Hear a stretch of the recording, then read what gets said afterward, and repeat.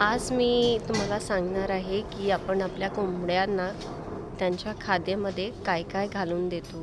हे सर्व फार्मचंच आहे आणि इथून आपण कटिंग करतो झाडांना आणि मग ते कोंबड्यांना दिलं जातं. ते वेस्ट नाही जात. तर मी तुम्हाला लवकरच सांगते कारण त्यांच्या हेल्थसाठी ते खूप चांगलं असते. तर इथे आहे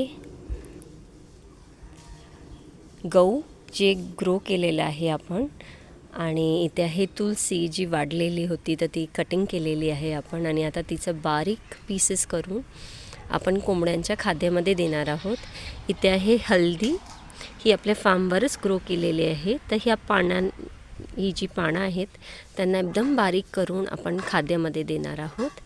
इथे आहे लेमन ग्रास. तर हा जो लेमन ग्रास आहे तो आपण देणार आहोत, आणि हे आहे ते अजवाईन. तर ही सर्व गोष्ट आपण त्यांच्या खाद्यामध्ये देतो ॲड करून, कारण ते चांगले हेल्थमध्ये राहतात आणि त्यांना रोग कमी येतं.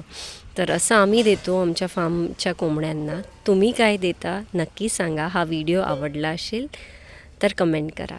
थँक्यू.